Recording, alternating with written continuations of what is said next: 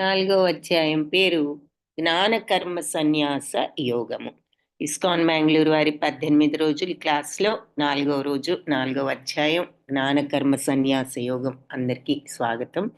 ఓం అజ్ఞానతిమిరాంధస్య జ్ఞానాంజనశలాకయా చక్షురున్మిళితం యేన తస్మై శ్రీ గురవే నమః.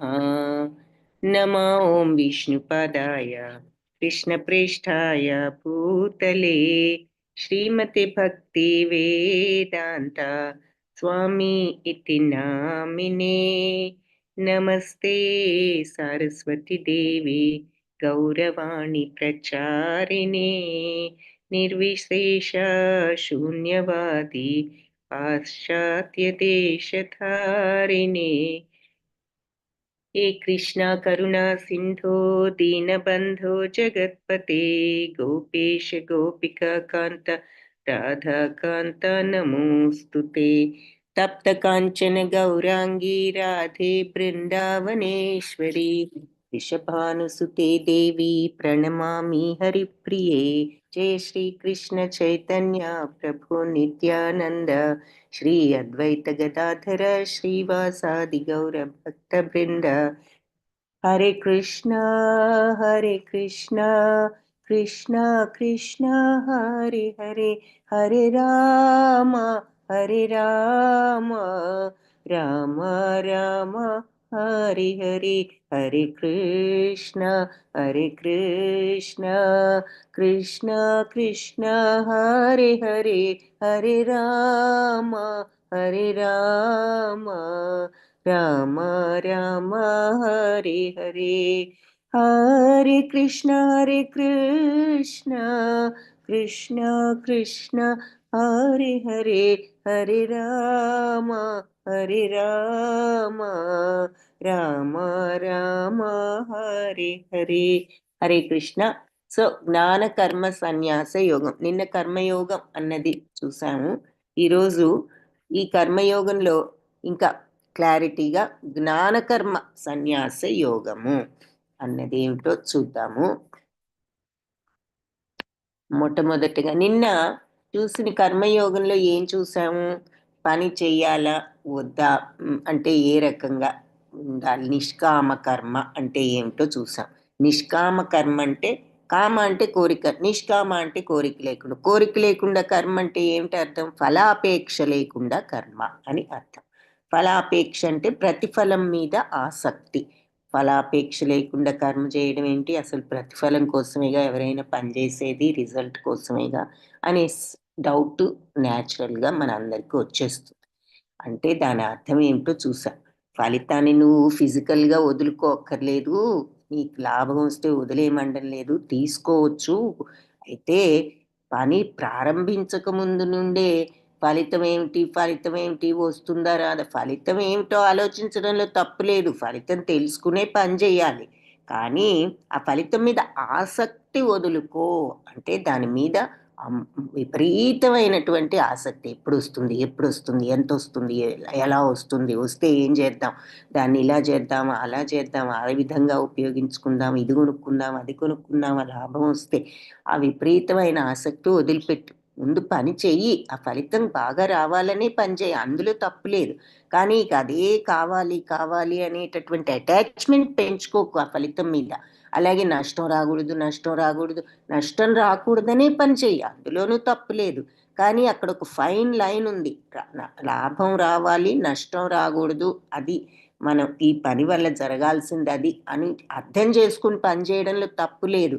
కానీ వస్తుందా రాదా, ఎంత వస్తుంది, వస్తే ఏం చేద్దాం, అబ్బా అంత వస్తే బాగుండు, ఇటువంటి ఆసక్తులు వదులుకో. నువ్వు చేయవలసింది నువ్వు కరెక్ట్గా చెయ్యి, ఆ పని విజయవంతం అవ్వడానికి చెయ్యి. కానీ దాని మీద విపరీతమైన రాగద్వేషాలను ఆ ఫలితం మీద వదులుకో.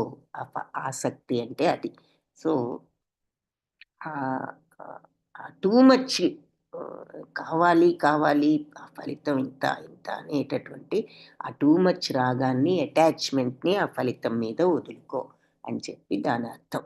నిష్కామ కర్మ అంటే ఆ ఫలితం మీద ఉన్న విపరీతమైన ఆసక్తిని వదులుకో. అక్కడ ఆసక్తి అంటే అటాచ్‌మెంట్, రాగము, ద్వేషము. రాగం ఎప్పుడు ఫలితం బాగుంటే దాని మీద రాగం, పాజిటివ్ రిజల్ట్ మీద, ఫలితం మీద. నెగెటివ్ ఫలితం అయితే దాని మీద ద్వేషం ఉంటుంది. అది రాకూడదని. సో, అది పాజిటివ్ రిజల్ట్ రావాలి, నెగెటివ్ రాకూడదు అనుకుని పని చేయి అని అర్థం చేసుకొని పని చేయడంలో తప్పు లేదు. కానీ ఇక దాని మీదే మనసు పెట్టి దాని మీదే కాన్సంట్రేట్ ఏమొస్తుంది? వస్తుందా? రాదా? వస్తే ఎంత బావుండు. వస్తే అది చేద్దాం, ఇది చేద్దాం. అమ్మో! నష్టం. వస్తుందా? అమ్మో! ఇట్లా టూ మచ్‌గా ఆలోచించకు. ఇక ఆ విషయం గురించి. నువ్వు శ్రద్ధగా అది విజయవంతం అవ్వడానికి చెయ్యి. అంతవరకే. ఆ తర్వాతకి ఏది జరిగినా అది మన కంట్రోల్‌లో లేదు. మన కంట్రోల్ వల్ల ఆ సత్ఫలితం కోసం చేయడం మన కంట్రోల్‌లో ఉంది. అందుకని ఆ పని చెయ్యి నువ్వు. ఆ తర్వాత ఏం జరుగుతుంది? ఏం జరుగుతుందంటూ ఆ too much thinking about the ఫలితాన్ని వదిలిపెట్టు అని చెప్తున్నారు అది. సో, అలా చేసినప్పుడు నీ కర్మబంధాలు ఏర్పడవు. సో, అదే కావాలి, కావాలని టూ మచ్ అటాచ్‌మెంట్ ఆ ఫలితం మీద పెట్టుకున్నావంటే నీ కర్మబంధాలు ఏర్పడతాయి. కాబట్టి ఈ రకంగా కర్మబంధాలు ఏర్పడకుండా, నువ్వు ఫలాపేక్ష లేకుండా, కర్మబంధాలు ఏర్పరచుకోకుండా పని చేసినట్లయితే నువ్వు కర్మ చేయటంతోనే నువ్వు కర్మయోగంలో ఉన్నవాడివి అవుతావు. ఆ సమత్వము తెచ్చుకోవడమే యోగము అని చెప్పారు. ఎప్పుడైతే నువ్వు ఆ ఫలాసక్తిని, ఆ ఫలితం మీద విపరీతమైన రాగద్వేషాలు వదులుకొని, నువ్వు ఆ సమత్వం తెచ్చుకోగలుగుతావో, ఏదైనా నువ్వు రియాక్ట్ అవ్వకుండా ఉండగలుగుతావో, ఫలితం ఎలా ఉన్నా పనయిపోయిన తర్వాత, అప్పుడు నువ్వు ఆ సమత్వంతో ఉన్నావంటే నువ్వు యోగంలో ఉన్నావనే లెక్క అని చెప్తుంది. సో, పనులు చేస్తూనే మనం ఆ యోగంలో ఉండొచ్చు. ఆ తర్వాత ఏం చెప్పారు? నువ్వు అందరికీ ఆదర్శప్రాయంగా ఉండేటట్లు జీవించాలి. యద్యదాచరతి శ్రేష్ఠ తత్తద్దేవేతరో జనః అన్నారు గదా!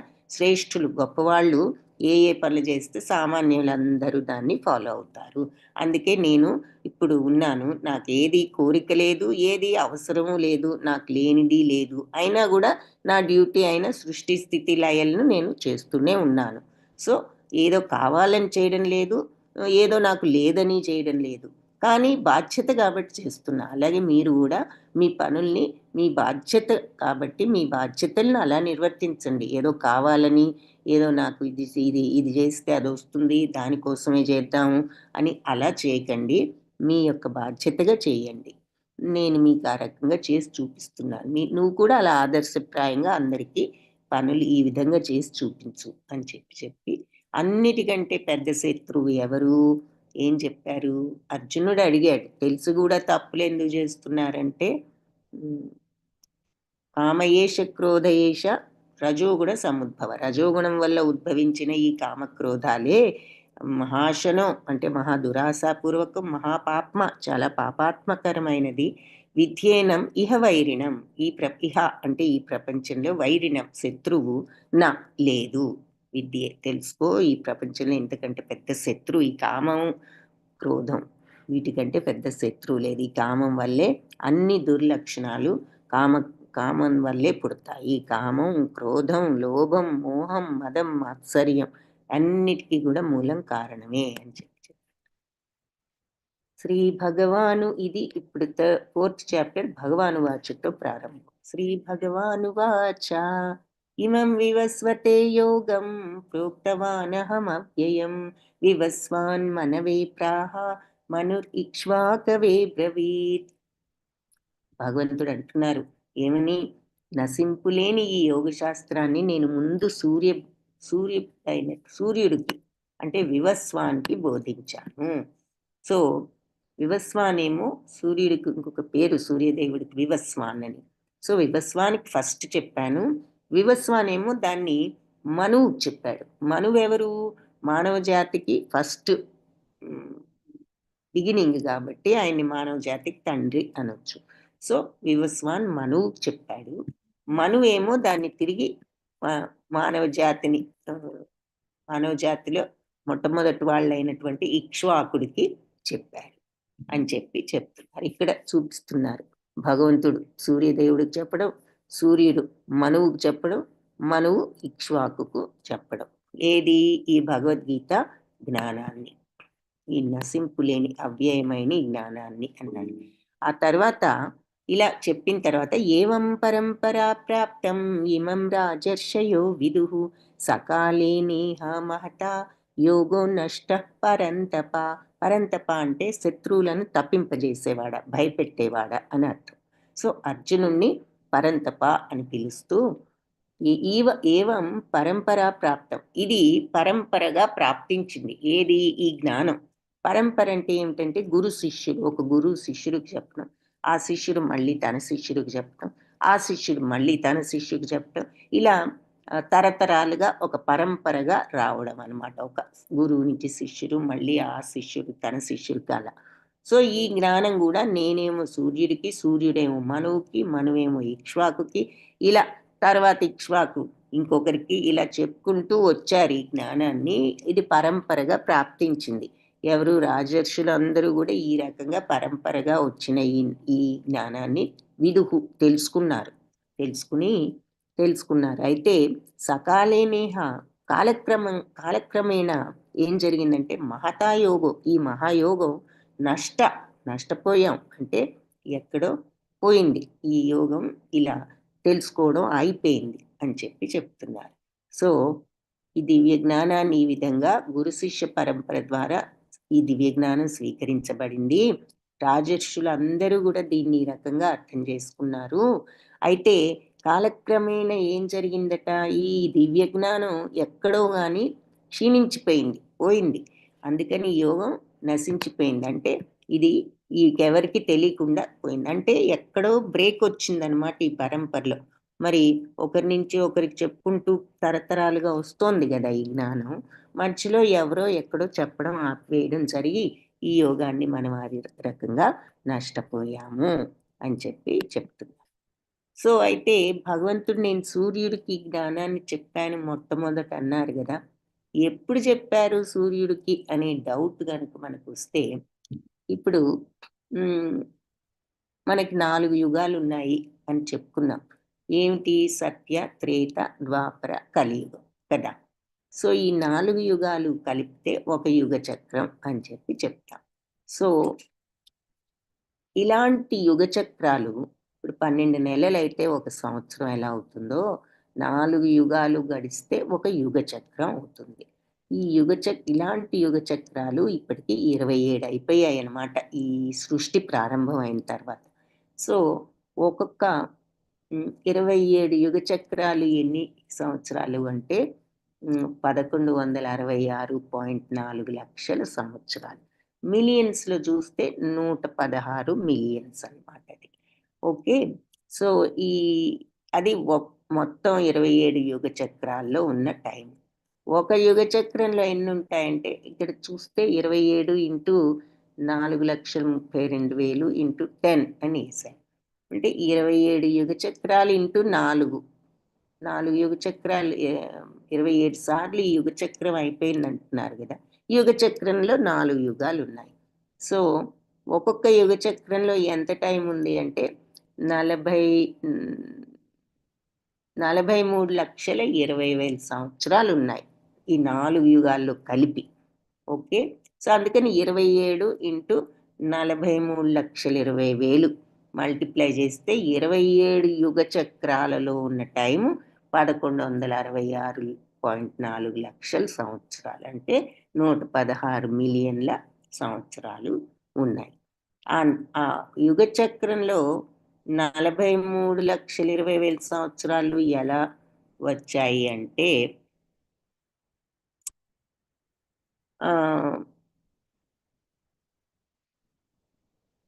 ఒక యుగ చక్రంలో ఇప్పుడు సత్యయుగంలో అన్నిటికంటే కూడా ఎక్కువ సంవత్సరాలు ఉన్నాయి, ఎక్కువ టైం ఉంది ఫస్ట్ యుగమైన సత్యయుగంలో. దాన్ని కృతయుగం అని కూడా అంటారు. సో అందులో ఎంత టైం ఉందంటే 38.8 లక్షల సంవత్సరాలు ఉన్నాయి. ఆ తర్వాత వచ్చిన కలియుగంలో కలియుగం చూద్దాము, కలియుగం నుంచి వెళ్దాం. సత్య, త్రేత, ద్వాపర యుగాలు కలిపితే 38.88 లక్షల సంవత్సరాలు ఉన్నాయి, 3 యుగాలు. కలియుగంలో ఇప్పుడు మరి 28వ యుగ చక్రం జరుగుతుంది. ఇప్పటికి 27 యుగ చక్రాలు అయిపోయాయి కదా. ఇది 28వ యుగ చక్రం. ఈ 28వ యుగ చక్రంలో కూడా మనం కలియుగంలో ఉన్నాం కాబట్టి సత్య, త్రేత, ద్వాపర యుగాలు 3 అయిపోయాయి. సో ఆ 3 యుగాల్లో ఎంత టైం అయింది అంటే 38.8 లక్షలు గడిచిపోయాయి ఈ ఈ యుగ చక్రంలో. ఇప్పుడు కలియుగంలో ఉన్నాం. కలియుగంలో ఇప్పటి వరకు 5125 సంవత్సరాల దాకా, మరి మనం 2025లో ఉన్నాం కాబట్టి ఇప్పటి వరకు 5125 సంవత్సరాలు దాకా ఉన్నాం. మను జీవిత కాలం ఎంత అని చూసినట్లయితే దీని ప్రకారం మొత్తం 27 యుగ చక్రాల్లో 1166 లక్షల సంవత్సరాలు ప్లస్ మరి సత్య, త్రేత, ద్వాపర యుగాలు 28వ చక్రంలో ఈ 3 యుగాలు అయిపోయాయి కాబట్టి ఆ 3 యుగాలు 38.8 లక్షల సంవత్సరాలు ప్లస్ కలియుగంలో ఇప్పటి వరకు ఈ పీపీటీ తయారు చేసి 3 ఏళ్ళు అయింది కాబట్టి 2021లో వాళ్ళు 5121 అంటున్నారు. ఇప్పుడు సుమారుగా 5124 అనుకోవచ్చు. సో మొత్తం మీద 1205 లక్షల సంవత్సరాలు గడిచాయి. మొత్తం మీద 27 యుగ చక్రాలు ప్లస్ 28వ యుగ చక్రంలో ఇప్పుడు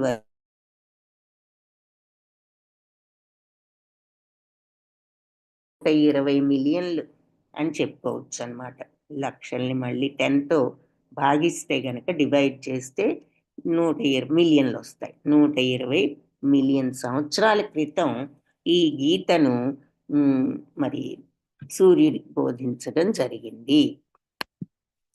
సో పరంపరగా వచ్చింది జ్ఞానం అంటున్నారు. పరంపర అంటే ఏమిటో ఇక్కడ ఒక ఎగ్జాంపుల్ అనమాట. ఒకళ్ళు కోయడం, ఇంకొకళ్ళు బుట్టతో నుంచోవడం, వాళ్ళు కలెక్ట్ చేయటం, ఇంకొకళ్ళు కలెక్ట్ చేసిన దాన్ని ఒకళ్ళేమో అందుకోవడం, అందుకున్న దాన్ని బుట్టలో పెట్టడం, ఇలా ఒక్కొక్కళ్ళు ఒకరి దగ్గర నుంచి ఒకరి దగ్గరికి వచ్చినట్టు ఈ జ్ఞానం కూడా ఇలా ఒక గురువు నుంచి ఒక గురువు, ఒక గురువు నుంచి ఒక గురువుకు వస్తూ వచ్చింది. సో గురు పరంపర అని చెప్పుకుంటున్నాం కాబట్టి ఇక్కడ 4 ముఖ్యమైన గురు పరంపరలు ఉన్నాయి. బ్రహ్మ నుంచి భగవంతుడి నుంచి వచ్చింది మధ్వాచార్యులు. ఇది గౌడీయ వైష్ణవ గురు పరంపర. ప్రభుపాద ఈ గౌడీయ వైష్ణవ గురు పరంపరలో వచ్చిన గురువు అన్నమాట. ఇక్కడ చైతన్య మహాప్రభుని దించి చూపిస్తున్నారు 15వ శతాబ్దంలో. ఆ తర్వాత ఈ గురువులందరినీ, సో ప్రభుపాద ఆయన గురువు, మరి భక్తి వేదాంత సరస్వతి, ఆ తర్వాత వాళ్ళ గురువులైనటువంటి పైన ఇంకా జగన్నాథ దాస్ బాబాజీ, మరి ఇంకా పైన గురువులు వీళ్ళంతా ఉన్నారు.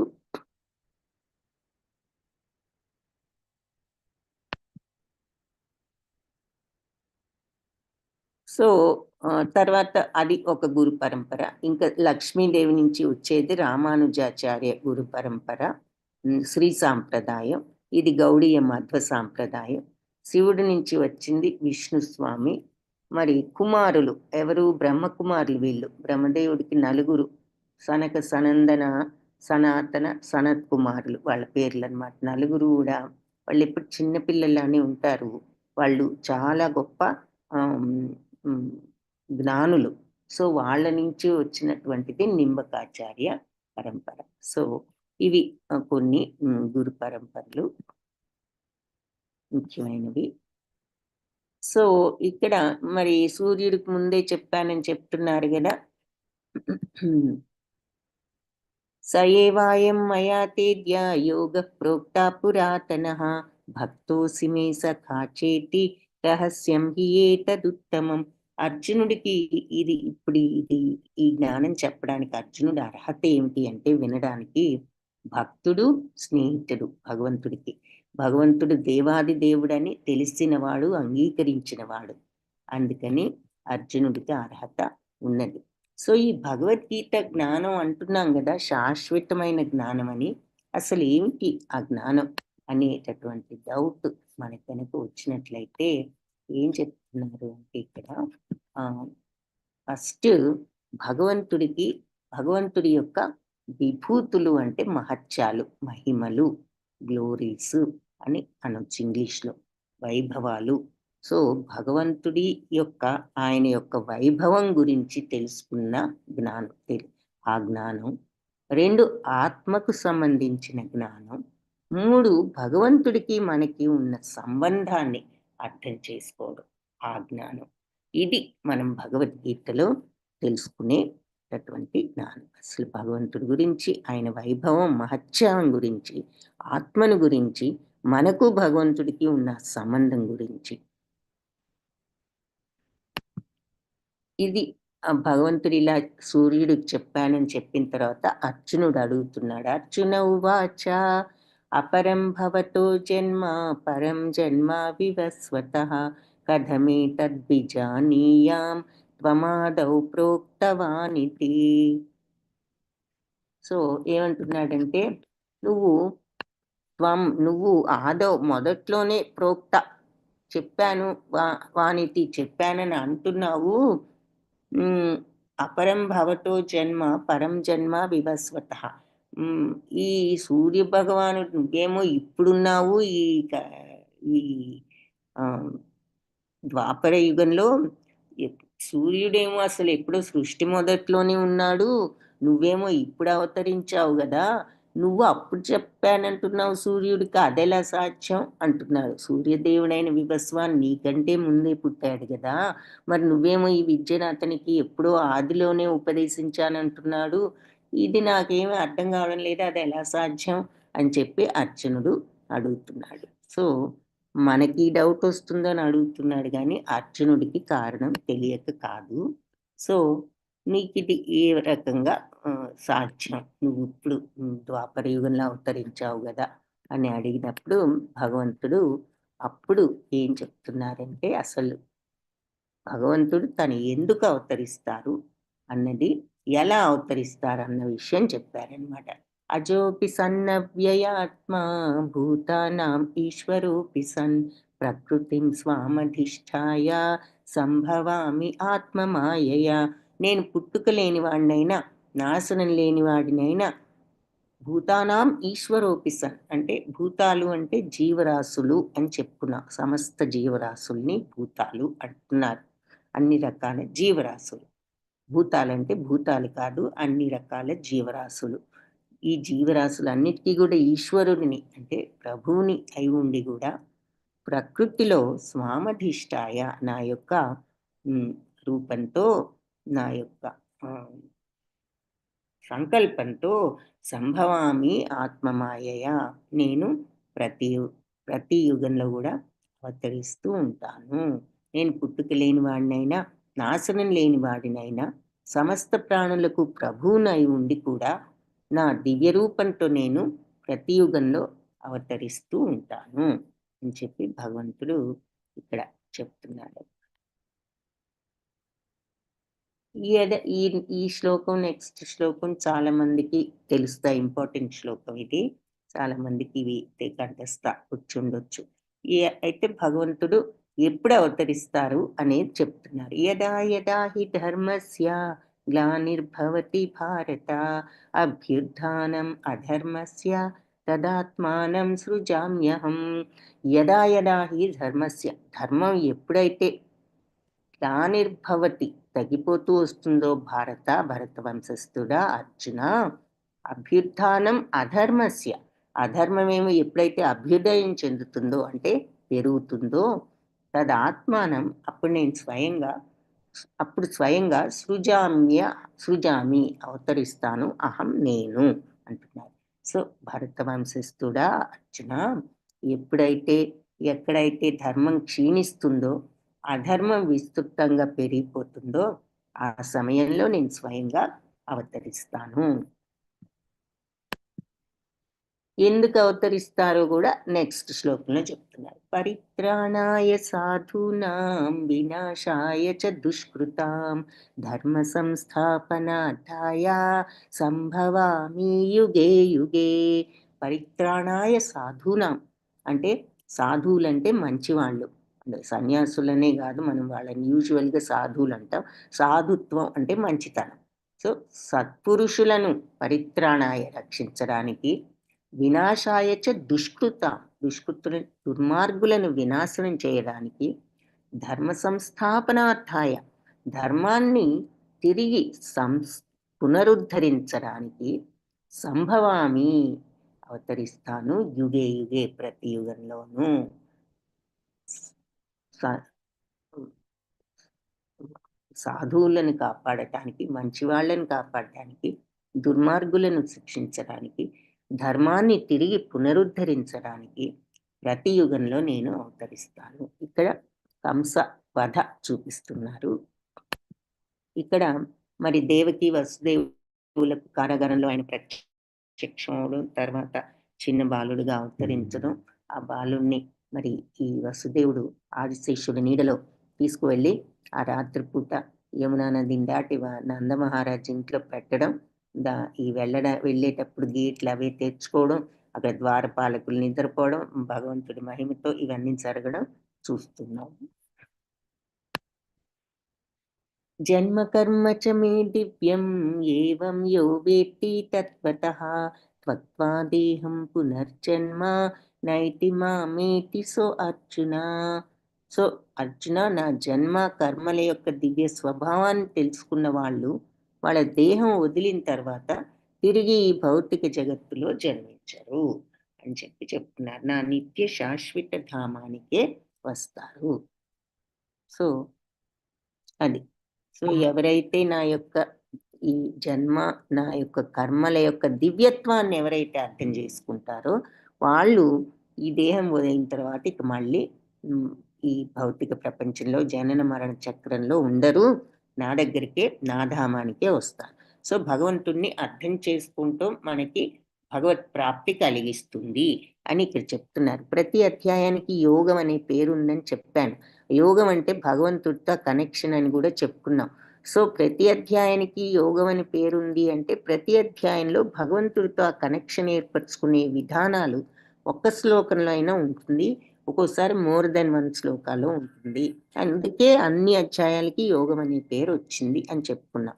సో ఈ అధ్యాయంలో ఇక్కడ చెప్తున్నారు భగవత్ ప్రాప్తి ఎలాగు అంటే ఆయన యొక్క జన్మని, కర్మని, వాటి యొక్క దివ్యత్వాన్ని అర్థం చేసుకున్న వాళ్ళు ఆయన ధామానికి వెళ్తారు. మళ్ళీ భూలోకంలో కానీ భౌతిక లోకంలో కానీ ఉండరు అని చెప్పి. సో భగవంతుడి యొక్క జన్మను, కర్మను, ఆయన దివ్యత్వాన్ని అర్థం చేసుకున్న వాళ్ళు. అర్థం చేసుకోవడం అంటే ఏంటో కూడా ముందు ముందు చూస్తాం. అంటే చదివి ఇప్పుడు మన అందరం తెలుసుకుంటున్నాం, అలా కాదు, ప్రాక్టికల్గా అర్థం చేసుకోవటం, థియరిటికల్గా కాదనమాట. అది తర్వాత మళ్ళీ దాని గురించి క్లియర్గా ఇంకా చెప్పుకుంటాము. వీతరాగ భయక్రోధ మన్మయా మాముపాశ్రితాః. సో భగవంతుడిని అర్థం చేసుకోవాలి, చేసుకుంటే ఆయన దగ్గరికి వెళ్తారని చెప్పారు కదా. ఎలా అర్థం చేసుకోవాలి, ఎవరు అర్థం చేసుకుంటారు భగవంతుడిని, అది కూడా ఇక్కడ చెప్పారు. మనందరం చేసుకోగలమా, ఎవరు చేసుకుంటారు, ఎలాంటి వాళ్ళు అర్థం చేసుకోగలుగుతారు, ఇలాంటి వాళ్ళు. ఎవరు? వీతరాగ భయక్రోధ మన్మయా మాముపాశ్రితాః బహావో జ్ఞాన తపసా భూతా మద్భావమాగతా. సో వీత అంటే వదిలిపెట్టిన వాళ్ళు, దేన్ని? రాగాన్ని, భయాన్ని, క్రోధాన్ని.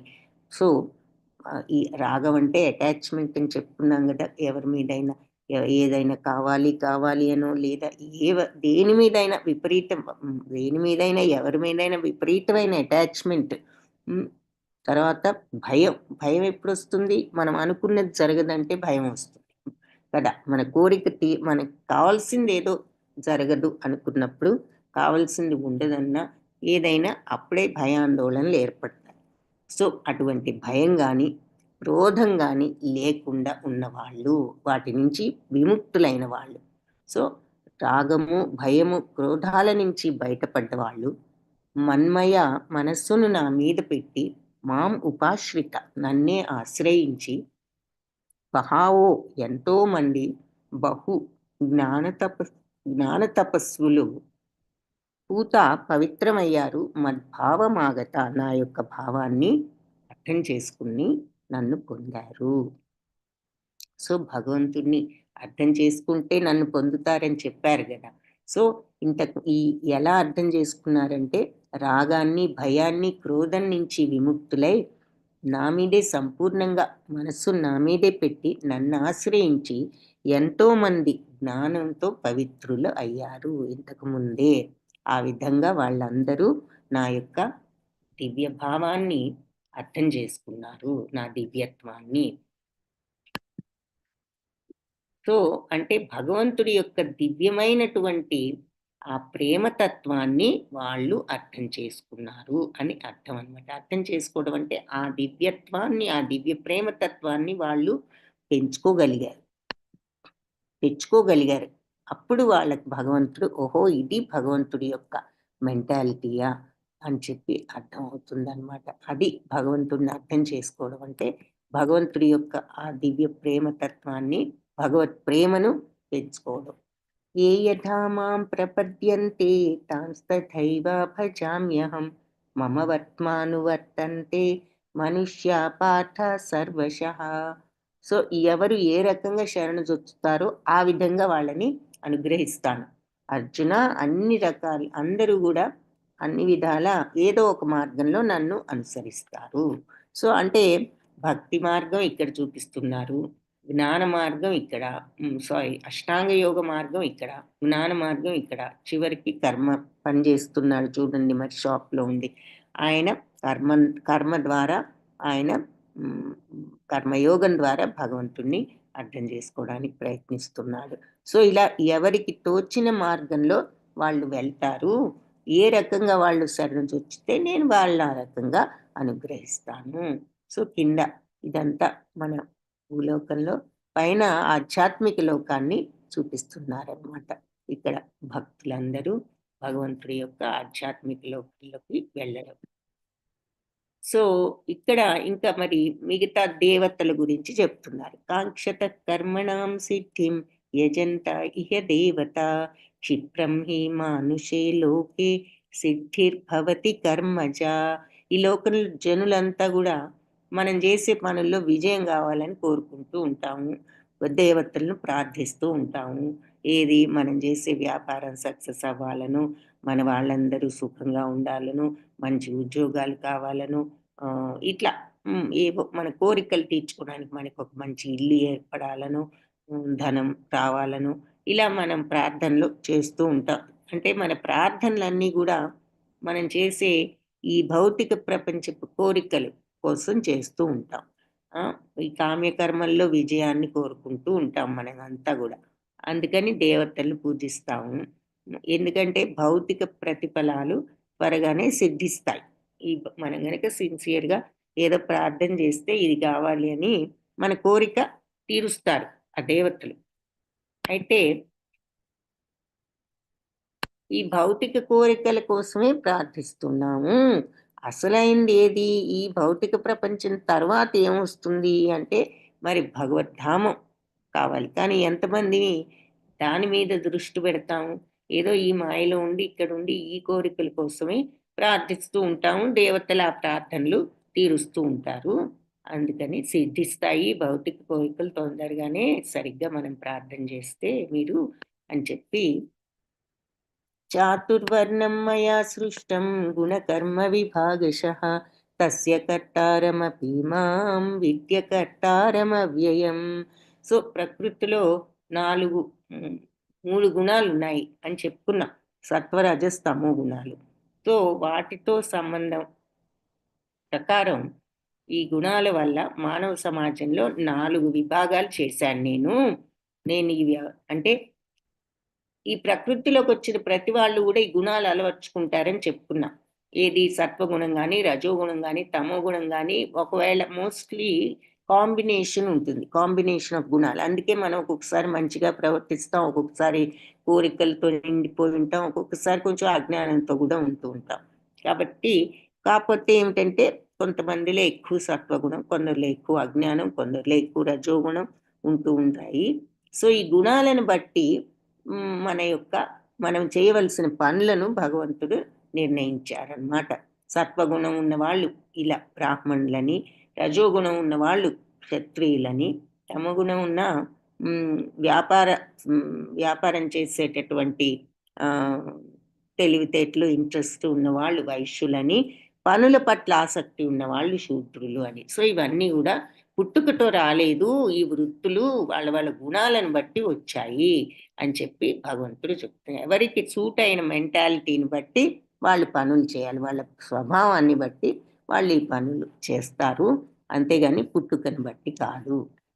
నేను ఈ వ్యవస్థ అంతటికి సృష్టికర్తనైనా కూడా నేను మార్పులేని వాడిని కాబట్టి నేను అకర్తనే. నేను ఏది చేసినా మరి నేను కోరికతో చేయడం లేదు. నాకేదో అవసరమని చేయడం లేదు. ఈ సృష్టిని నడపడం నా బాధ్యత కాబట్టి చేస్తున్నాను. కాబట్టి నాకు ఈ పనులన్నీ చేసినా ఏ బంధాలు నాకేర్పడవు. నేను అకర్తనే అని అంటున్నారనమాట. కిం కర్మ కిం ఏంటయ్యి అకర్త ఏమిటి? అకర్మ ఏమిటనే డౌట్ వస్తుంది కదా ఇప్పుడు మనకి. సో, ఇక్కడ భగవంతుడు చెప్తున్నారు. కిం కర్మ కిం కర్మేతి కవయోప్యత్ర మోహితా తత్తే కర్మ ప్రవక్ష్యామి యజ్ఞాత్వా మోక్షసే శుభాత్. కర్మ అంటే ఏమిటి? అకర్మ అంటే ఏమిటి? అని అర్థం చేసుకోవడంలో వివేకవంతులు కూడా తికమకబడుతున్నారు. కన్‌ఫ్యూజ్ అవుతున్నారు. అయితే ఇప్పుడు నేను నీకు ఈ కర్మ రహస్యాన్ని చెప్తాను. దీనిని తెలుసుకోవటం ద్వారా నీకేమవుతుంది అంటే, నువ్వు ఈ భౌతిక బంధాలన్నిటి నుంచి కూడా బయటపడతావు. అంటే ఇక నీకు ఈ బంధాలన్నీ వదిలిపోతాయి. మోక్షం వస్తుంది. ఏది కర్మ అంటే ఏమిటి? అకర్మ అంటే ఏమిటో నీకు నేను వివరిస్తాను. ఇది తెలుసుకోవడం వివేకవంతులకు కూడా ఒక్కోసారి చాలా కష్టం. వాళ్ళు కూడా కన్‌ఫ్యూజ్ అవుతూ ఉంటారు. ఏది కర్మ? ఏది అకర్మ అని. అందుకని నేను నీకిప్పుడు చెప్తాను. ఇది తెలుసుకున్నావంటే నీకు మోక్షం ప్రాప్తం అవుతుంది, సాధ్యపడుతుంది. అకర్మ అంటే ఏమిటి? ఫలాసక్తి లేకుండా కేవలం భగవత్ప్రీతి కోసం మాత్రమే చేసే పనులు. వీటికి రియాక్షన్స్ అంటే కర్మ బంధాలు ఉండవు. ఇవి జీవాత్మను బంధించవు. సో, అంటే జీవాత్మకు ఈ శరీరం నుంచి మోక్షం వచ్చి వేరే శరీరంలోకి వెళ్ళకుండా భగవద్ధామానికి వెళ్తుంది. ఎప్పుడు ఫలాసక్తి లేకుండా కేవలం భగవంతుడికి నచ్చే విధంగా ఆయన ప్రీత్యర్థం మనం పనులు చేస్తే, ఇదేదో కావాలి, మనం ఎంజాయ్ చేయాలి, మన కోసం అని ఇలా అలాంటి ఫలాసక్తులు పక్కన పెట్టి, మన బాధ్యత ఇది భగవంతుడికి నచ్చే విధంగా ఆయన ప్రీత్యర్థం చేద్దాం అని ఆ రకంగా చేయగలిగిన వాళ్ళు వాళ్ళు కర్మబంధాలు ఏర్పరచుకోరు. జీవాత్మను విడుదల చేసుకుని మోక్షం పొందుతారు. అది అకర్మ. ప్రతిఫలాసక్తి లేకుండా భగవత్ ప్రీత్యర్థం పనులు చేయగలుగుతాం.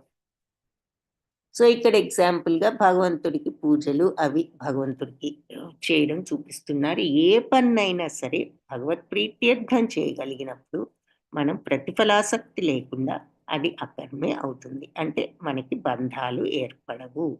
బంధాలు ఏర్పడకపోతే ఏం జరుగుతుందంటే మనకి భగవత్ ప్రాప్తి, భగవద్ధామం ప్రాప్తి వస్తుంది.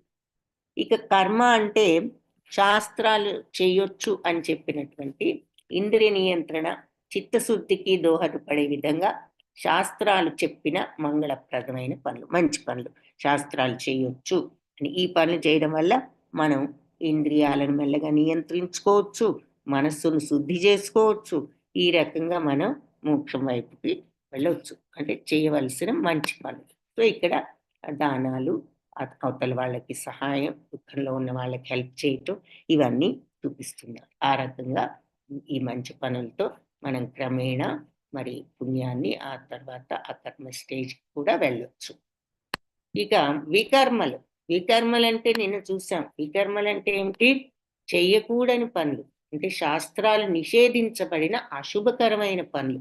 ఇవి హానికరమైనవి. ఆత్మ యొక్క అధఃపతనానికి దారితీసాయి. ఆత్మ ఎప్పుడు పతనం అవుతుంది? అదెప్పుడు సచ్చిత్తానందమే. ఇక్కడ ఆత్మ అంటే మనసు, బుద్ధి. బుద్ధి నాశనం చేసేటటువంటి చెడు పనులనమాట. సో, ఏమిటి మరి ఇతని చేతిలో కత్తి అవతల వాళ్లకు హాని కలిగించాలనుకోవడం ఇవన్నీ కూడా ఈజీ ఎగ్జాంపుల్స్. మరి అవతల వాళ్ళని శారీరకంగా కాకుండా మానసికంగా కూడా హాని చేసినా కూడా అది వికర్మే అవుతుంది. సో, అలా వికర్మ చేయకూడని పనులు, కర్మ చేయవలసిన పనులు శాస్త్రాలు చెప్పినట్లుగా. అకర్మ ఏ పని చేసినా కూడా భగవత్ ప్రీత్యర్థం ఫలాసక్తి లేకుండా చేసినప్పుడు భవబంధాలు అంటవు, అది అకర్మ. సో, అది ఇక్కడ కేటగిరీస్ అన్నమాట. సో, భగవంతుడెప్పుడు ఏది చేసినా ఆయన ఫలితం కోసం చేయడం లేదు. ఆయన బాధ్యత కాబట్టి చేస్తున్నారు. మనం కూడా ఆ రకంగా చేయడానికి ప్రయత్నించాలి. భగవంతుడికి మనకున్న డిఫరెన్స్ ఏంటంటే, ఆయన మాయనే నియంత్రించగలరు. మాయ అంటే ఎవరు?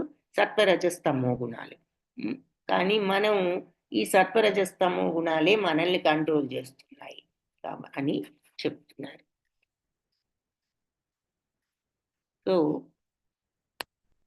తద్విద్ధి ప్రణిపాతేన పరిప్రశ్నేన సేవయా ఉపదేక్ష్యంతి తే జ్ఞానం జ్ఞానినస్తత్వదర్శినః.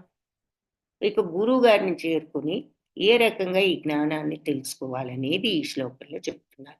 ఒక గురువుని చేరి పరమ సత్యాన్ని నేర్చుకో. వినయంతో ఆయన్ని ప్రశ్నలు అడుగు. ఆయనకి సేవ చెయ్యి. అటువంటి ఉపదేక్ష్యంతితే జ్ఞానం. ఉపదేశం చేస్తాడు నీకు.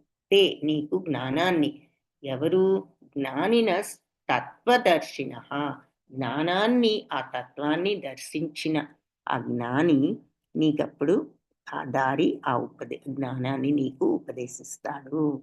కాబట్టి వినయంతో గురువు దగ్గరికి వెళ్ళి నువ్వు సేవ చేస్తూ ప్రశ్నలు వెయ్యి. అప్పుడు జ్ఞానం తెలిసినటువంటి, నిజంగా జ్ఞానాన్ని చూసిన ఆ గురువు నీకు ఆ జ్ఞానాన్ని చెప్తాడు అని చెప్తున్నారు. ఇక్కడ బలరామకృష్ణులు వాళ్ళ గురువు గారి దగ్గరికి, భగవంతుడికి అన్నీ తెలిసినా కూడా ఆయన గురువు దగ్గరికి వెళ్ళి నేర్చుకోవడం ఎందుకు అంటే, మనబోటి వాళ్ళందరికీ కూడా ఒక ఎగ్జాంపుల్ లాగా, ఉదాహరణగా గురువు అనేవాళ్ళు ఎంత ఇంపార్టెంట్, గురువు దగ్గర నేర్చుకోవడం ఎంత ఇంపార్టెంట్ అనేది తెలియజేయడానికి ఆయన కూడా గురువు దగ్గరికి వెళ్ళి నేర్చుకోవడం జరిగింది.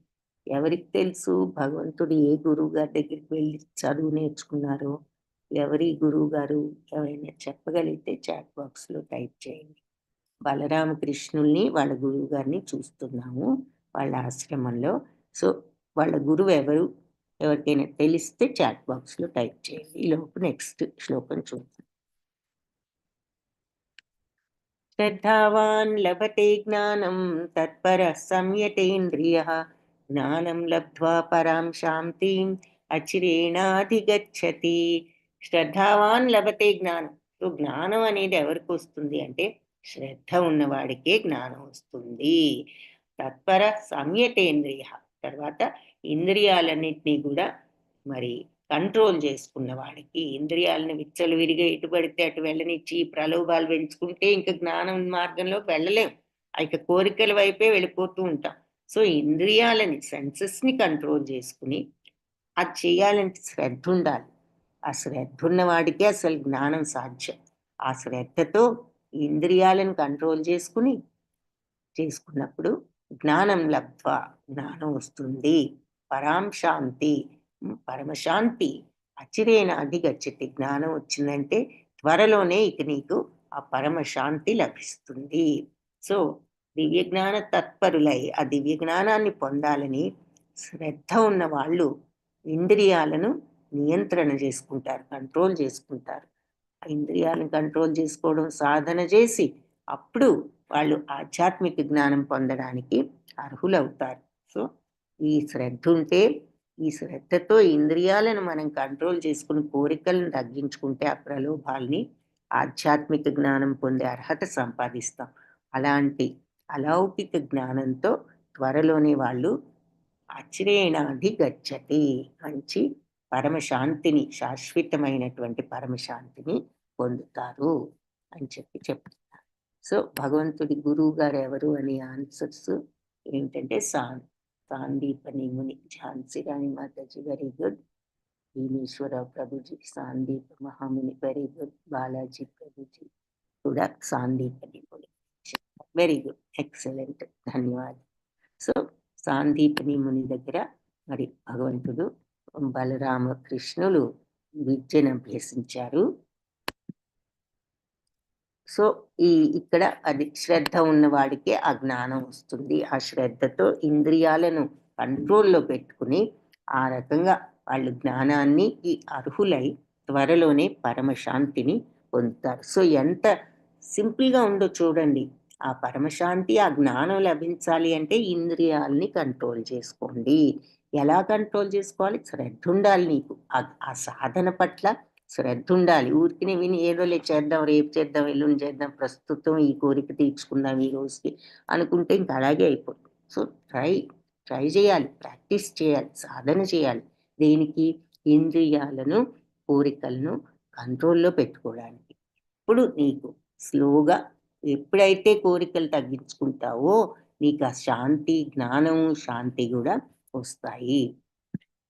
అజ్ఞశ్చ అశ్రద్ధధానశ్చ సంశయాత్మా వినశ్యతి. నాయం లోకోస్తి నా పరో న సుఖం సంశయాత్మనః. సో, ఈ జ్ఞానాన్ని ఎవరు పొందుతారు అంటే శ్రద్ధ ఉన్నవాడు, శ్రద్ధతో ఇంద్రియాలను కంట్రోల్ చేసుకొని తద్వారా జ్ఞానాన్ని, శాంతిని పొందుతాడు అని చూసాం. ఎవరు పొందలేరు ఈ జ్ఞానాన్ని అంటే అశ్రద్ధ ఉన్నవాడు, హ్మ్, జ్ఞానం అగ్నిశ్చ అశ్రద్ధధానశ్చ. సో, అశ్రద్ధతో ఉన్నవాడు సంశయాత్మ, అంటే సంశయంగా నమ్మకం లేనివాడి నాశనం అవుతాడు. దేనికైనా నమ్మకం ఉండాలి. నమ్మకం లేకుండా ఇదేదన్నా అవుతుందా ఏంటిలే, మనం ఏంటి కోరికలు నిగ్రహించుకోవడం ఇవన్నీ, ఇది చేసినంత మాత్రాన మనకేమొస్తుంది, ఏదో ఉన్నాము, మన కోరికలు మనం తీర్చుకుందాం. ఇలాంటి సందేహాలు ఉన్నప్పుడు ఇంకా నీకు ఆ జ్ఞానం రాదు. అసలు నీకు శ్రద్ధే లేనప్పుడు అంటే నీకు శ్రద్ధ లేదు. ఏదో ప్రాక్టీస్ చేద్దాం, ఈ మార్గంలో ఉందాం, సాధన చేద్దాం అనే శ్రద్ధ లేనప్పుడు ఇక నీకెప్పటికీ జ్ఞానం రాదు. కాబట్టి అశ్రద్ధ ఉంటే వాళ్ళకి జ్ఞానం రాదు. అలాగే నమ్మకం లేకపోయినా సంశయాత్ములు అంటే సందేహించే వాళ్ళకి కూడా ఈ జ్ఞానం రాదు. వాళ్ళకిక్కడే గాదు, నాయం లోకోస్తి నపరావ్ నసుఖం సంశయాత్మన. సంశయాత్ములకు అంటే సందేహించే వాళ్ళకి, నమ్మకం లేని వాళ్ళకి లోకోస్తి ఈ లోకంలో గాని, పరలోకం పైలోకంలో గాని సుఖం లేదు. వాళ్ళకెక్కడా గూడా సుఖం లేదు. సో, ఈ జ్ఞానము, విశ్వాసము 2 లేని వాళ్ళు ఇక సంశయాత్ములు అంటే సందేహించే వాళ్ళు భగవద్జ్ఞానాన్ని పొందలేరు. సందేహించే మనసున్న వాళ్ళకి ఇక ఈ లోకంలో గాని, పరలోకంలో గాని సుఖం లేదు అని చెప్పి చెప్తున్నారు. సో, ఏం ముఖ్యం ఈ జ్ఞానానికంటే మరి విశ్వాసం ఉండాలి, శ్రద్ధుండాలి. శ్రద్ధావాన్ లభతే జ్ఞానం. ముందు శ్రద్ధుండాలి. తర్వాత విశ్వాసం ఉండాలి. ఆ 2 ఉంటేనే భగవద్జ్ఞానాన్ని పొందొచ్చు. సో, శ్రద్ధతో, విశ్వాసంతో ముందుకు సాగాలనమాట ఈ జ్ఞానం కోసం. మనకి నమ్మకం లేదు అంటే మాత్రం ఇక మనకి ఈ లోకంలో అయినా, పరలోకంలో అయినా ఆ విశ్వాసం లేనప్పుడు అసలు ఏది సాధ్యం కాదు. శ్రద్ధ, విశ్వాసాలు అవసరం అని చెప్తున్నారు. ఫస్ట్ ఆ 2 ఉండాలి. శ్రద్ధ ఉండాలి, విశ్వాసం ఉండాలి. తస్మాత్ అజ్ఞాన సంభూతం హృత్సం జ్ఞానాసినాత్మనః చిత్వైనం సంశయం యోగం అత్తిష్టోత్తిష్ట భారత. తస్మాత్ కాబట్టి అజ్ఞాన సంభూతం, అజ్ఞానం వల్ల కలిగినటువంటి హృత్సం, నీ హృదయంలో అజ్ఞానం వల్ల కలిగినటువంటి జ్ఞానాసినాత్మనః కలిగినటువంటి సంశయం, చిత్వైనం సంశయం, ఈ సందేహాలన్నిటినీ కూడా చిత్వైనం ముక్కలు చేసే దేంతో జ్ఞానాసినాత్మనః జ్ఞానంతో, జ్ఞానం అనే ఈ యోగంతో అత్తిష్టోత్తిష్ట భారత లేచి నువ్వు యుద్ధం చెయ్యి అంటున్నారు. కాబట్టి అజ్ఞానం వల్ల నీ హృదయంలో తలెత్తి నీ సందేహాలన్నిటినీ కూడా జ్ఞానం అనే ఆయుధంతో ఖండించు. భరతవంశస్థుడా, ఈ యోగంలో స్థితుడవై నువ్వు ఈ యుద్ధాన్ని చెయ్యి లేచి అని చెప్పి చెప్తున్నారు. అది. సో, నీకు ఈ సందేహాలన్నీ కూడా అజ్ఞానం వల్ల తలెత్తాయి నీ మనసు. కానీ జ్ఞానం అనే ఆయుధంతో వాటినన్నిటిని ఖండించు. అంటే నేనేదో చంపుతున్నాను, ఎలాగు ఇవన్నీ అంటున్నాడు గదా! నువ్వు చంపడం లేదు. నువ్వు చంపేది ఆత్మనెవ్వరు చంపలేరు. మనుషులంటే శరీరం గాదు, లోపలున్న ఆత్మ. ఆ ఆత్మ ఎవ్వరి వల్ల నాశనం అవ్వదు. అది సచ్చిదానందం. దానికి పుట్టుక లేదు, చావు లేదు. ఇవన్నీ చెప్పి ఆ తర్వాత మరి నువ్వు నీ బాధ్యతను నువ్వు క్షత్రియుడువు. ఇట్లా నేను గుణాలను బట్టి విభజించాను. నీ క్షత్రియ గుణాలున్నాయి. అంటే నువ్వు మరి నీ రాజ్యాన్ని, నీ యొక్క ప్రజల్ని కాపాడుకోవడం క్షత్రియుడి బాధ్యత. కర్మయోగం నీ పని నువ్వు చెయ్యి. ఫలాసక్తి లేకుండా నీ బాధ్యతలు నిర్వహించు. కాబట్టి నువ్వు తర్వాత అది జరుగుతుందా, ఇది జరుగుతుందా, వాళ్ళని నేను చంపుతాను, ఇవన్నీ పక్కన పెట్టు. నువ్వు చేయవలసిందేంటి, నీ డ్యూటీ నువ్వు చెయ్యి. తర్వాత ఏది జరగాలంటే అది జరుగుతుంది. దాని గురించి ఆలోచించకు. నువ్వు చేయవలసిన పని నువ్వు చెయ్యి అని చెప్పారు గదా! సో, అజ్ఞానంతో నీ హృదయంలో ఈ సందేహాలన్నీ వచ్చాయి. ఇవన్నీ చెప్పినాక అంటున్నారు ఈ మాట. ఆ సందేహాలన్నిటిని గూడా ఈ జ్ఞానం అనే ఆయుధంతో ఖండించి ఈ యోగంలో, ఇటువంటి యోగంలో ఏది కర్మయోగంలో స్థితుడవై నువ్వు భక్తితో అయినా నువ్వు భగవంతుడికి ప్రీత్యర్థం ఆయనకు అర్పించి నువ్వు ఇక రిజల్ట్ గురించి ఆలోచించకుండా నీ బాధ్యతను నువ్వు చెయ్యి అని ఈ యోగంలో స్థితుడవై యుద్ధాన్ని చెయ్యి అని చెప్పారు. సో హరే కృష్ణ కృష్ణ కృష్ణ హరే హరే, హరే రామ రామ రామ హరే హరే. ఇది షోడశకం నామనం కలికల్మషనాశకం నాతః పరతరూపాయ సర్వవేదేషు దృశ్యతే. సో హరే కృష్ణ కృష్ణ కృష్ణ హరే హరే, హరే రామ రామ రామ హరే హరే.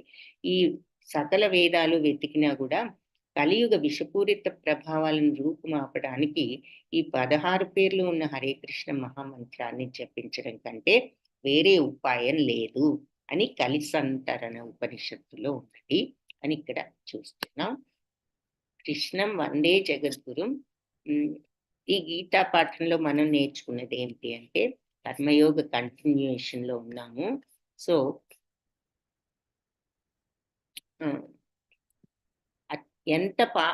ఎటువంటి పాపాలను చేసినా సరే ఈ భగవద్జ్ఞానాన్ని గనక మనం ఆశ్రయించినట్లయితే దుఃఖాలతో కూడిన ఈ భవసాగరాన్ని దాటివేయగలడు.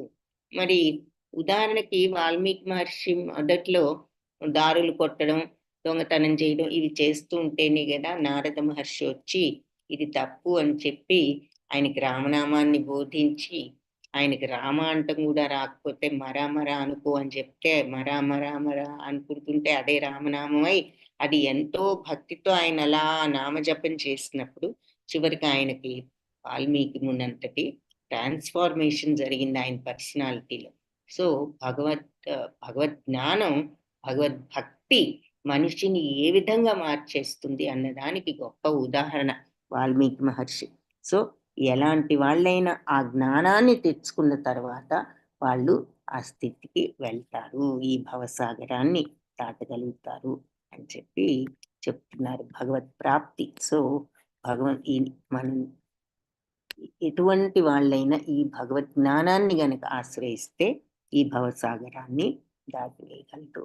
వాంఛాకల్పతరుభ్యశ్చ కృపా సింధుభ్య ఏవ చ పతితానాం పావనేభ్యో వైష్ణవేభ్యో నమో నమః. తర్వాత ఇంకొక విషయం, ఈ కలియుగంలో ఎన్ని సంవత్సరాలు అదే మనకి గీతని ఎప్పుడు చెప్పారు ఏమిటి అన్నది చూసాం కదా, ఎన్ని సంవత్సరాల క్రితం అంటే 120 మిలియన్ సంవత్సరాల క్రితం అన్నది. సో గీతను మరి 120 మిలియన్ సంవత్సరాల క్రితం చెప్పారు అంటే అది దాదాపు మనువు యొక్క జీవిత కాలం అన్నమాట. అంటే మనువు పుట్టినప్పుడు మొదట్లోనే చెప్పారు కదా, సూర్యుడు మనువుకు చెప్పాడు కదా. సో అందుకని ఇక్కడ కొన్ని లెక్కలు చూపిస్తున్నారు మనకి. కల్పము అంటే ఏమిటంటే బ్రహ్మదేవుడి యొక్క, ఇది మీరు ఫోటో తీసుకుంటే తీసుకోండి, స్లైడ్ ఇంపార్టెంట్ స్లైడ్. బ్రహ్మదేవుడి యొక్క జీవిత కాలం ఎంత అనేది మనకి ఇక్కడ ఒక ఐడియా అనమాట. బ్రహ్మకి ఇప్పుడు 50 సంవత్సరాలు, అంటే మన సంవత్సరం ఆయన సంవత్సరం ఒకటి కాదు. ఆయన యొక్క ఒక్కరోజు ఎంత అంటే అంటే ఇప్పుడు బ్రహ్మకి 155 మిలియన్లు కూడా కాదు, బిలియన్లు కాదు, ట్రిలియన్ సంవత్సరాలు. ఇప్పటికి 6 మన్వంతరాలు అయిపోయాయి. ఒక్కొక్క మన్వంతరం అంటే యుగ చక్రం, 4 యుగాలు కలిస్తే ఒక యుగ చక్రం అన్నమాట. సో ఇది చూద్దాం. కల్పము అంటే బ్రహ్మదేవుడి జీవితంలో ఒక రోజు. సో కింద చూస్తే మీకు సత్యయుగం, త్రేతాయుగం, ద్వాపరయుగం, కలియుగం 4 కనిపిస్తున్నాయి కదా. సో ఈ 4 కలిపితే ఒక దివ్య యుగం అనొచ్చు, యుగ చక్రం అనొచ్చు. సో సత్యయుగంలో కలియుగంలో అన్నిటికంటే తక్కువ సంవత్సరాలు ఉంటాయి. సత్యయుగంలో ప్రారంభ యుగం కాబట్టి అన్నిటికంటే ఎక్కువ సంవత్సరాలు సత్యయుగం 4కి. అందుకే ఆ రోజుల్లో వాళ్ళకి ఆయుష్లు ఎక్కువ ఉండే, వాళ్ళు సంవత్సరాలు తపస్సులు చేయగలిగేవారు. వాళ్ళకి ఆయుష్లు కూడా 1000 సంవత్సరాలు అలా ఉండే. మనకు వచ్చేసరికి మరి 100 సంవత్సరాల ఆయుష్, అది కూడా అందరు అన్నాళ్ళు ఉండరు అనుకోండి. బట్ అలా కాలం తగ్గిపోయింది. కలియుగంలో 4,32,000 సంవత్సరాలు ఉన్నాయట. ద్వాపర యుగంలో కలియుగానికి డబల్ 8,64,000 సంవత్సరాలు. త్రేతాయుగంలో ద్వాపర యుగం కంటే ఇంకొక 4,32,000 సంవత్సరాలు ఎక్స్ట్రా ఉన్నాయి. సో 1.296 మిలియన్ సంవత్సరాలు. అంటే 12 లక్షల చిల్లర. దాదాపు 13 లక్షల సంవత్సరాలు. సత్యయుగంలో దీనికి మళ్ళీ ఇంకొక 4,32,000 సంవత్సరాలు యాడ్ చేయాలి. యాడ్ చేస్తే 17,28,000 సంవత్సరాలు ఉన్నాయన్నమాట. 28,000 సంవత్సరాలు ఉన్నాయి. సో మొత్తం ఇలా ఈ 4 యుగాలు కలిపితే ఒక దివ్య యుగం అవుతుందన్నమాట. సో ఈ దివ్య యుగంలో 43,20,000 సంవత్సరాలు ఉన్నాయి. ఇవన్నీ యాడ్ చేస్తే. అది మిలియన్స్‌లో చూస్తే 4.3 మిలియన్ సంవత్సరాలు. ఈ 4 యుగాలలో కలిపి. సో ఇలాంటి యుగ చక్రాలు 71 అయితే గనక ఒక మన్వంతరము. అంటే ఒక మనువు జీవితకాలం అన్నమాట అది. సో మనువు జీవితకాలం ఎంతంటే 71 యుగ చక్రాలు లేదా దివ్య యుగం అని కూడా అనొచ్చు యుగ చక్రాలు. అలాంటి 71 యుగ చక్రాలు. సో ఒక్కొక్క యుగ చక్రంలో 4.32 మిలియన్ ఇయర్స్ ఉందనుకుందాం. 71 అంటే మొత్తం 306.7 మిలియన్ సంవత్సరాలన్నమాట మన్వంతరం అంటే. ఒక మనువు జీవితకాలం. ఇలాంటి మన్వంతరాలు 14 అయితే బ్రహ్మదేవుడికి ఒక్క రోజు. ఓకే. సో 4 అంటే బ్రహ్మదేవుడు ఒక్క రోజులో 4.32 బిలియన్ ఇయర్స్ ఉంటాయన్నమాట. ఆ తర్వాత దాన్ని కల్పము అంటారు బ్రహ్మదేవుడు ఒక్క రోజుని. అంటే ఆ 4.3 బిలియన్లు గూడా పగలు. మళ్ళీ రాత్రి గూడా మరి అంతే ఉంటుంది గదా! సో ఇంకొక 4.32 బిలియన్ ఏమో నైట్ అన్నమాట. సో ఆ రకంగా బ్రహ్మదేవుడి యొక్క కల్పం అంత పెద్దది. ఇలాంటి రోజులు ఆయన రోజు అంత పెద్దదన్నమాట. ఇలాంటి రోజులు మరి 100 సంవత్సరాలు ఆయుష్ ఉన్నది. ఇలాంటి మామూలు సంవత్సరం గాదు. ఆయనకి ఇలాంటి రోజుతో ఆయనకి ఆయుష్ ఉంది గాబట్టి మొత్తం 311 ట్రిలియన్ సంవత్సరాలు బ్రహ్మదేవుడి యొక్క ఆయుష్. అంటే 36,000 కల్పాలు. అంటే బ్రహ్మదేవుడి యొక్క రోజులన్నమాట 36,000. సో అలాంటి 36,000 కల్పాలైతే మళ్ళీ ఇంకొక 36,000. 36,000 కల్పాలంటే పగలు. 36,000 కల్పాలు మళ్ళీ రాత్రి. సో ఇన్ని జరిగితే ఆయన జీవితకాలం జరుగుతుందన్నమాట. సో టోటల్‌గా మన సంవత్సరాల్లో చూస్తే 311 ట్రిలియన్ సంవత్సరాలు బ్రహ్మదేవుడి యొక్క లైఫ్. సో ఇప్పటి వరకు ఆయన జీవితంలో 155 ట్రిలియన్ సంవత్సరాలు జరిగిపోయాయన్నమాట. ఎందుకంటే మరి ఇప్పటి వరకు 27 యుగ చక్రాలు గడిచాయన్నారు గదా! సో వాటన్నిటి లెక్క చూసి ఆ తర్వాత అంటే 6 మన్వంతరాలు అయిపోయాయి. యుగ చక్రాల్లో చూస్తే 27,000. సో ఆ రకంగా కాలిక్యులేట్ చేస్తే బ్రహ్మదేవుడికి ఇప్పుడు 155 ట్రిలియన్ సంవత్సరాలు జరిగింది.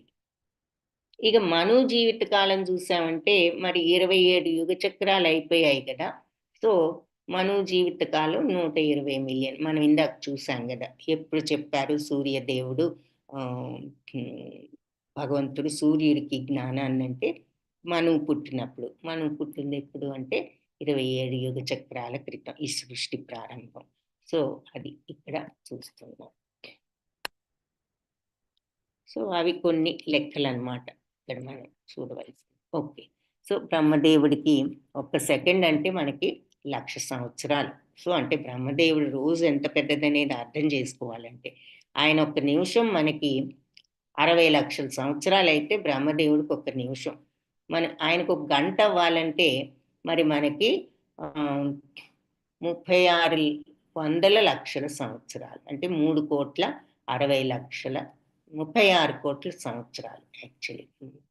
సో అలా బ్రహ్మదేవుడి యొక్క ఆయుష్ అన్నమాట చెప్తున్నారు. సో మనకొక సెకండ్ ఆయనకొక సెకండ్ అంటే మనకి 1,00,000 సంవత్సరాలు అయితే గాని ఆయనకొక సెకండ్. ఇక సో అది వాంఛాకల్పతరుభ్యశ్చ కృపా సింధుభ్య ఏవ చ పతితానాం పావనేభ్యో వైష్ణవేభ్యో నమో నమః. హరే కృష్ణ. సో